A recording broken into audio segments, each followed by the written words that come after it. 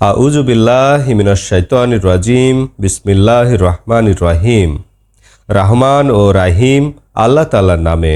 সূরা মায়েদা-এর আয়াতের সরল বাংলা অনুবাদ শুরু করছি। হে বিশ্বাসীরা, তোমরা তোমাদের অঙ্গীকারগুলো পূর্ণ করো। তোমাদের জন্য গৃহপালিত চতুষ্পদ জন্তু হালাল করা হয়েছে, ওইগুলি ব্যতীত যা তোমাদেরকে পড়ে শোনানো হয়েছে।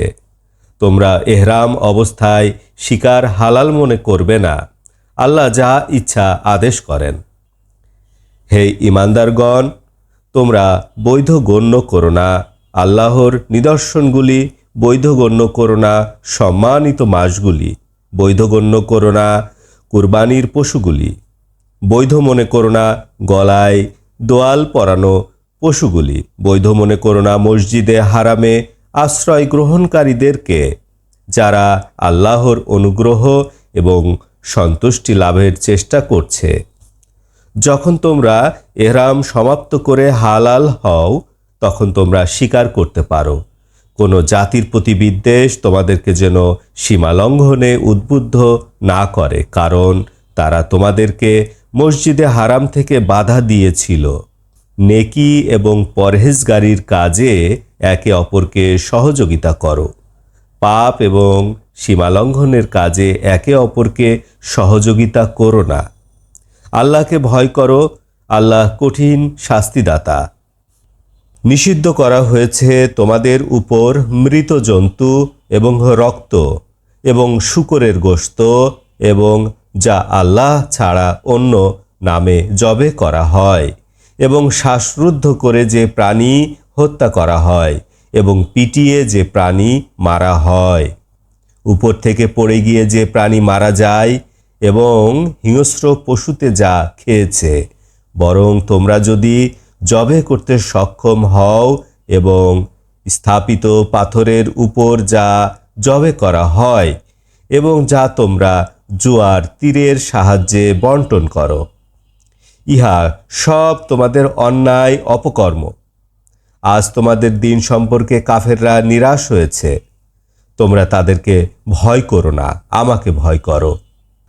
আজ আমি তোমাদের উদ্দেশ্যে দিনকে পূর্ণতা দান করলাম, তোমাদের উপরে আমার নিয়ামতের সমাপ্তি ঘোষণা করলাম, এবং ইসলামকে তোমাদের দিন হিসাবে আমি পছন্দ করলাম।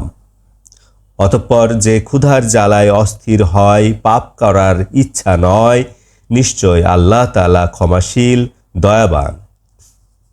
আপনাকে তারা জিজ্ঞাসা করে তাদের জন্য কি বৈধ রাখা হয়েছে। আপনি বলুন, পবিত্র জিনিস তোমাদের জন্য বৈধ রাখা হয়েছে, এবং যা তোমরা শিক্ষা দাও জখমকারী পশু পাখিদেরকে শিকারের প্রশিক্ষণ। তোমরা তাদেরকে শিখাও উহা যা আল্লাহ তাআলা তোমাদেরকে শিখিয়েছেন। ওরা তোমাদের জন্য যা ধরে ওগুলি তোমরা খাও। উহার উপরে আল্লাহর নাম নিবে এবং আল্লাহকে ভয় করো। আল্লাহ তাআলা দ্রুত হিসাব নিবেন। আজকের দিনে সকল পবিত্র বস্তু তোমাদের জন্য বৈধ করে দেয়া হলো, এবং আহলে কিতাবদের খানা তোমাদের জন্য বৈধ ঘোষণা করা হলো, এবং তোমাদের খানা তাদের জন্য বৈধ করা হলো।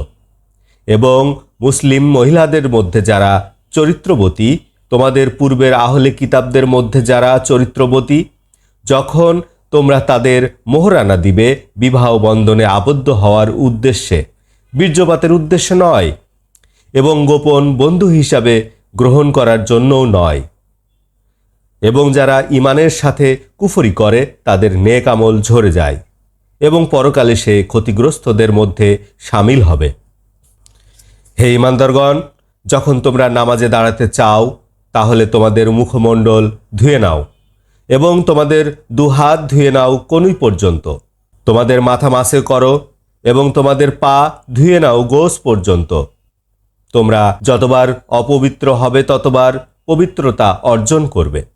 যদি তোমরা অসুস্থ হও অথবা ভ্রমণে থাকো, অথবা তোমাদের মধ্য হতে যদি কেহ মলত্যাগ করে আসে, অথবা তোমরা স্ত্রী গমন করেছ এবং পানি পাচ্ছ না, তোমরা পবিত্র মাটির দিকে অগ্রসর হও। উহা দ্বারা তোমরা তোমাদের মুখমণ্ডল এবং হাত মাসে করে নাও। আল্লাহ তাআলা তোমাদের উপর কোনো জটিলতা চাপাতে চান না, বরং তিনি চান তোমাদেরকে পবিত্র করতে এবং তার নিয়ামত তোমাদের উপর পূর্ণ করে দিতে। অবশ্যই তোমরা আল্লাহর শুকুর আদায় করবে।